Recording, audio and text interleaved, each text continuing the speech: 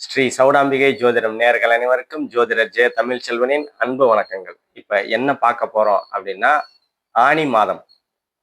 ஆனி மாதத்திற்கு உண்டான பொது பலன்களை நம்ம பார்க்க போறோம். ஆனி மாதம் அப்படின்னா சூரியன் சூரியன் வந்து மிதுன ராசி, அதாவது புதனோட மிதுன ராசிக்கு வர்றதுதான் ஆனி மாதம் அப்படின்னு நம்ம சொல்றோம்.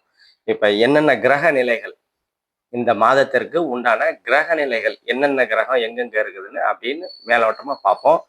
சூரியன் வந்து மிதுன ராசியில சூரியன் இருப்பாரு.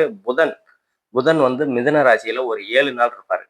தன்னோட சொந்த ராசியான மிதுன ராசியில புதன் ஒரு 7 நாள் இருப்பாரு. அதே மாதிரி குரு பகவான் இரண்டாவது, அதாவது குரு பகவான் கடகத்துல, சூரியன்ல இருந்து 2வது வீடான கடகத்துல உச்சமடைவார். குரு உச்சமடைவது நல்ல விசேஷம். ஒரு 12 ஆண்டுகளுக்கு ஒரு முறை நடக்கக்கூடிய நிகழ்வு குரு உச்சமடைகிறாரு. அதே மாதிரி புதன் 23 நாள் குருவோட இணைவார் புதன். அதே மாதிரி சுக்கிரன் வந்து ஒரு 19 நாள் குரு புதன் சுக்கிரன் இணைவு கடகத்துல இருக்கும். அதுக்கப்புறம் கேது சிம்மத்துல இருப்பாரு. கேது சிம்மத்துல இருக்கிற கேது கூட சுக்கிரன் ஒரு 11 நாள் வந்து சுக்கிரன் இணைவாரு. கேது சுக்கிரன் இணைவு சிம்மத்துல இருக்கும். அதே மாதிரி ராகு வந்து கும்ப வீடு, சனியோட கும்ப வீடு, ஸ்திர வீடு, கும்ப வீட்டுல ராகு பகவான் இருப்பாரு.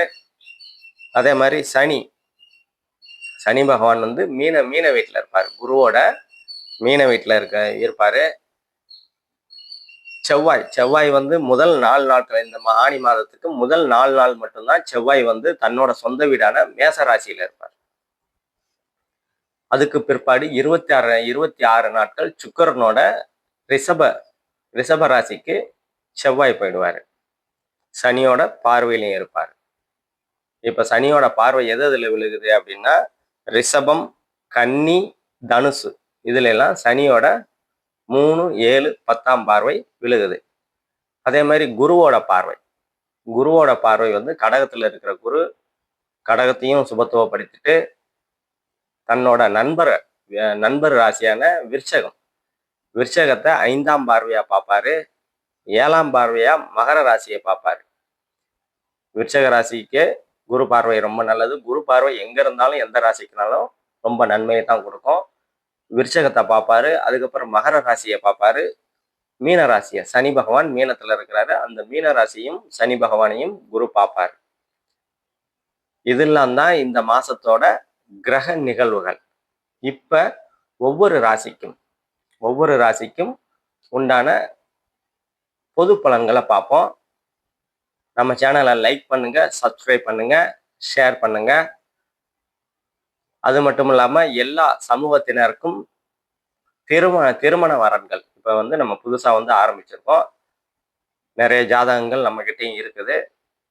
எல்லா சமூகத்தினருக்கும் திருமண வரன்கள் சரியானதா, அதாவது நிறைய பேர் சொல்லுவாங்க சனி தோஷம் இருக்குது, ராகு கேது தோஷம் இருக்குது, செவ்வாய் தோஷம் இருக்குது, அந்த மாதிரி அமைப்புகள் இருக்கிற ஜாதகத்திலாம் நாங்க அந்த தோஷங்கள்லாம் சரியாகக்கூடிய தன்மைகள்ல இருக்கிற ஜாதகத்தை கரெக்டா தேர்ந்தெடுத்து பொருத்தி நல்ல வாழ்க்கை அமைத்து கொடுக்குறோம். இப்ப ஒவ்வொரு ராசிக்கும் உண்டான பொது பலன்களை நம்ம பார்ப்போம். கடகராசி நேயர்கள் அனைவருக்கும் வணக்கம். கடகராசி வந்து சந்திரனோட ராசி. தன்னலம் இல்லாத பொதுமை வாய்ந்த, அதாவது பொதுநலம் மிக்க கடகராசி. தாயுள்ளம் கொண்ட கடகராசின்னு சொல்லுவோம். அம்மா என்ன மாதிரி நினைப்பாங்களோ அது மாதிரி வந்து எல்லாருமே வேணும் அப்படின்ற நினைக்கக்கூடிய அமைப்புகளை தான் கடகராசிக்காரங்க இருப்பீங்க. இப்போ உங்க ராசியில 3 சுபர்கள் இருக்கிறதுனால உங்களுக்கு நல்ல ஒரு அமைப்புகள் இருக்கும். என்ன அப்படின்னா, தன்னம்பிக்கை, தைரியம், உற்சாகம், நீங்க வந்து சந்தோஷமா இருக்கக்கூடிய அமைப்புகள்ல இந்த கடகராசிக்காரங்க இருப்பீங்க. போன 3 வருஷத்துக்கு முன்னாடி அஷ்டம சனியெல்லாம் போட்டு பாடா படுத்திட்டு இருக்கோம். இப்பதான் வந்து ஒரு 6 மாசமா தான் நீங்க நல்லா இருக்கிறீங்க. இப்போ இதுக்கப்புறம் குருவும் வந்துட்டாரு உங்க ராசிக்கு. இன்னும் வந்து நல்ல ஜோரா இருக்க போறீங்க அப்படின்னு தான் சொல்ல முடியும். சூப்பரா இருக்கும். குரு பகவான் இருக்கிறாரு, சுக்கிரன், புதன், இந்த 3 சுபர்களும் உங்க ராசியில இருக்கிறது ஒரு நல்ல உற்சாகமான மனநிலைய நீங்க இப்ப அனுபவிக்கக்கூடிய அமைப்புகள்ல இருப்பீங்க. அதே மாதிரி உங்க ராசிக்கு 2ஆம் இடத்துல கேது பகவான் இருக்கிறாரு. அவர் அவர் வந்து கொஞ்சம் பொருளாதார முன்னேற்றத்த கொஞ்சம் கொடுத்த தடைகள் எல்லாம் வந்து சுக்கிர இணைவு இருக்குது.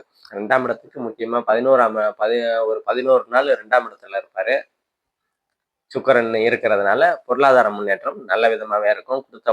யாருக்காவது கொடுத்த வாக்குகள் வந்து காப்பாற்றக்கூடிய தன்மைகள் இருக்கும். குடும்பத்துல இருந்து வந்த பிரச்சனைகள், கருத்து வேறுபாடுகள்லாம் நீங்கி சரியாகக்கூடிய அமைப்புகள் இருக்கும். ரொம்ப நாளா குடும்பம் அமையல, திருமணம் ஆகல அப்படின்ற அமைப்புகள் இருந்ததுன்னா, அதெல்லாம் சரியாகக்கூடிய அமைப்புகள் இருக்கும். அதே மாதிரி உங்களோட 3ஆம் பாவகத்தை மட்டும் சனி பகவான் பார்க்கறதுனால, இளைய சகோதரன், சகோதரிகள் மூலியமா கொஞ்சம் கருத்து வேறுபாடுகள் கொஞ்ச காலத்துக்கு இருக்கதான் செய்யும். அது பெரிய அளவுகள் பாதிப்புகளை ஏற்படுத்தாது. அதே மாதிரி 4ஆம் பாவகத்துக்கு செவ்வாய் ஒரு 4 நாள் மட்டும் பார்ப்பாரு. அப்ப தாயாரோட உடல்நிலையில கொஞ்சம் கவனம் செலுத்துறது உங்களுக்கு நன்மையை கொடுக்கும். அதே மாதிரி உங்க ராசியிலிருந்து 5ஆம் இடத்தை குரு பகவான் பார்க்கறதுனால, குலதெய்வம், பூர்வ புண்ணியம், புத்திர சந்தானம்னு சொல்லுவோம். கல்யாணமாகி ரொம்ப நாளா குழந்தைகள் இல்ல அப்படின்ற அமைப்புகள்லாம் வந்து குழந்தையை கொடுக்கக்கூடிய அமைப்புகள்ல குரு 5ஆம் பார்வையா பார்க்கறதுனால குழந்தைகள் கொடுக்கக்கூடிய அமைப்புகள்ல குரு பகவான் கண்டிப்பா இருப்பாரு. அதே மாதிரி 5ஆம் இடம் தான் காதலை குறிக்கக்கூடிய இடம். நல்ல எண்ணம், நல்ல சிந்தனை அதெல்லாம் 5ஆம் இடம் தான் குறிக்கும். இந்த காதல்ல வந்து வெற்றி அடையக்கூடிய அமைப்புகள்லாம் இந்த காலகட்டத்துல உங்களுக்கு கண்டிப்பா இருக்கும். இளைய தலைமுறைகளுக்கு. அதே மாதிரி 7ஆம் இடத்துக்கு குருவோட பார்வை இருக்குது. 6ஆம் இடத்துக்கு சனியோட பார்வை இருக்கிறதுனால, வேலைகள்ல சிறு சிறு பிரச்சனைகள், குழப்பங்கள் வந்து விலகக்கூடிய அமைப்புகள் இருக்கும். ஆனாலும் பெரிய அளவு பாதிப்புகள் இருக்காது. இன்னொன்னு 7ஆம் இடத்துக்கு 3 சுபர்கள் பார்க்குறாங்க. உச்சகுருவே 7ஆம் இடத்தை பார்க்கறதுனால, கணவன், மனைவி ரொம்ப நாளா வந்து பிரச்சனைகள் இருக்கு அப்படின்னா, அந்த கணவன், மனைவி பிரச்சனைகள்லாம் சரியாகக்கூடிய தன்மைகள் கண்டிப்பா இருக்கும். பிரச்சனை கணவன் மனைவி பிரச்சனைகள், கோர்ட்டு கேஸ் அப்படின்னு இருந்ததுன்னா நல்ல அமைப்புகள் உங்களுக்கு வந்து தசாபுக்தி அஷ்டமத்து சனியில ரொம்ப பிரச்சனைகளா இருந்திருக்கும். அதெல்லாம் வந்து இப்ப சரியாகக்கூடிய தன்மைகள் இருக்கும். அதே மாதிரி நண்பர்கள் மூலியமா இருந்து வந்த மன கஷ்டங்கள், மனக்குழப்பங்கள், கருத்து வேறுபாடுகள்லாம் சரியாகக்கூடிய தன்மைகள். நண்பர்கள் உங்களுக்கு உதவுவாங்க. நீங்க அவங்கள புரிஞ்சுப்பீங்க, அவங்க உங்களை புரிஞ்சுப்பாங்க. அந்த மாதிரி சூழ்நிலைகள்லாம் உங்களுக்கு இந்த காலகட்டத்துல கண்டிப்பா நல்ல விதமா இருக்கும். 8ஆம் இடத்துல ராகு பகவான் இருக்கிறாரு. 8ஆம் இடத்துல இருக்கிற ராகு பகவான் கொஞ்சம் தடை தாமதங்களை கொடுத்தாலும் அது விலகக்கூடிய அமைப்புகள்ல சுக்கிர பார்வை இருக்கிறதுனால பெரிய அளவுகள் தடை தாமதங்கள் இருக்காது. அதே மாதிரி 9ஆம் இடத்துல சனி பகவான் இருக்கிறாரு. தந்தைக்கும் உங்களுக்கும் இருந்து வந்த கருத்து வேறுபாடுகள், மனக்குழப்பங்கள், கஷ்டங்கள்லாம் வந்து சரியாகக்கூடிய தன்மைகள் இருக்கும். ஏன்னா உங்க ராசியில இருக்கிற குரு பகவான் 9ஆம் பார்வையா சனியை பார்க்கறதுனால அந்த தந்தை ஸ்தானம், பாக்கியஸ்தானத்துல இருந்து வந்த தடை தாமதத்திலாம் குரு பார்வையினால விலகக்கூடிய அமைப்புகள் உங்களுக்கு நல்ல விதமா இருக்கும். அதே மாதிரி 10ஆம் இடம் வந்து இயல்பா இருக்கும். செவ்வாய் வந்து ஒரு 4 நாள் மட்டும் தான் அங்க இருப்பாரு. அதுக்கப்புறம் வந்து 11ஆம் இடத்துக்கு போயிடுவாரு. சுக்கிரனோட வீட்டுக்கு 11ஆம் இடத்துக்கு போயிடுவாரு. 10ஆம் இடத்துக்கு ஒரு வாரம் மட்டும் இருக்கிறது வந்து ரொம்ப பாதிப்புகளை கொடுக்காது. தொழில்ல ஒரு முன்னேற்றம் தான் இருக்கும். தொழில்ல ஒரு வருமானம் அடையக்கூடிய நல்ல ஒரு பொருளாதார முன்னேற்றம் கண்டிப்பா இருக்கும் தொழில்ல. அதே மாதிரி 11ஆம் இடத்துல செவ்வாய் இருக்கிறது கொஞ்சம் குறை அப்படின்னு சொன்னாலும் பெரிய அளவுகள் பாதிப்புகளை ஏற்படுத்தாது. 11ஆம் இடத்துக்கு சனி செவ்வாய் பார்வைகள் இருக்குது தான். அது மூத்த சகோதரம், சகோதரிகள் அமைப்புகளை கொஞ்சம் பாதிப்புகள் ஏற்படுத்தும் தான். அதை கொஞ்சம் கவனமா கடந்து போங்க. அதே மாதிரி 12ஆம் இடம் வந்து புதன் ஒரு வாரம் 7 நாள் இருப்பாரு. 12ஆம் இடத்துக்கு வேற ஒரு பாவ தொடர்பு இல்லாததுனால வெளிநாட்டு தொடர்பு ரொம்ப நாளா வந்து வெளிநாட்டு போய் வேலை பார்க்கணும் அப்படின்ற அமைப்புகள் இருந்ததுன்னா கண்டிப்பா வெளிநாட்டுல வேலை கிடைக்கக்கூடிய அமைப்புகள் கண்டிப்பா இந்த காலகட்டத்தில் உங்களுக்கு நல்ல விதமா இருக்கும்.